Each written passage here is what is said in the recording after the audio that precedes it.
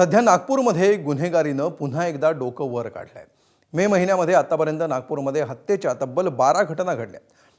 हत्येचे प्रयत्न, गोळीबार, शस्त्राच्या जोरावर दहशत निर्माण करणं हे प्रकार नागपूरमध्ये सतत घडत आहेत। त्यामुळे उपराजधानीमध्ये कायदा सुव्यवस्थेचा प्रश्न ऐरणीवर आलाय। 2 दिवसात 3 हत्या, महिनाभरात हत्येच्या डझनभर घटना। नागपुरात गुन्हेगारीनं गाठला कळस। गेल्या 2 दिवसात हत्येच्या लागोपाठच्या घटनांनी देशाची उपराजधानी नागपूर हादरली आहे। पहिली हत्या 5 पावली नागपूर।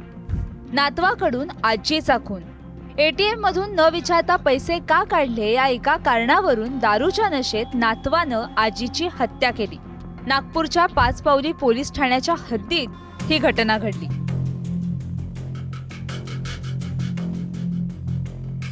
इंदू चव्हाण नावाची एक वृद्ध महिला, हिचा सकाळी खून झाला आहे याची आम्हाला बातमी मिळाली।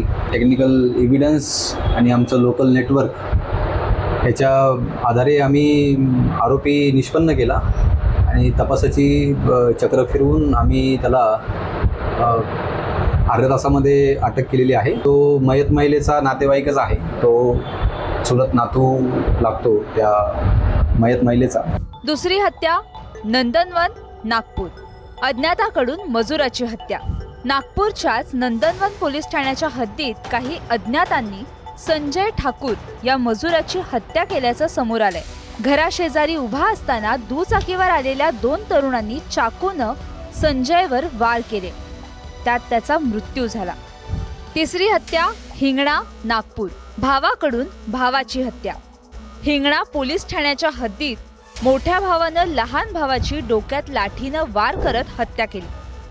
धक्कादायक बाब ही की नागपुरात या मे महिन्यातच आतापर्यंत हत्येच्या 12 घटना घडल्यात। या संदर्भात गृहराज्यमंत्री पंकज भोयर यांना विचारलं असता त्यांनी काय उत्तर दिलंय तुम्हीच ऐका। आपण बघतो आहे की सर्व पद्धतीच्या उपाययोजना पोलीस प्रशासनाच्या वतीनं त्या ठिकाणी करण्यात येते, परंतु तरी देखील काही ठिकाणी अशा प्रकार घडल्याचे आढळते। पोलिसाचा या ठिकाणी सखोल तपास त्या ठिकाणी चालू आहे आणि त्यांच्यावर कार्यवाही देखील करण्यात आलेली आहे। भविष्यात याच्यावर कशा आळा घालता येईल याचं देखील नियोजन पोलीस प्रशासनाच्या वतीनं चालू आहे। नागपूर हा मुख्यमंत्री देवेंद्र फडणवीसांचा बालेकिल्ला, मात्र गृह खातंही ज्यांच्याकडे आहे त्यांच्याच भागात जर गुन्हेगारी वाढत असेल तर अशा गुन्हेगारांवर आळा घालण्यासाठी पोलीस प्रशासनानं तातडीनं ठोस पावलं उचलणं गरजेचं आहे। तुषार कोहळे, एबीपी माझा, नागपूर।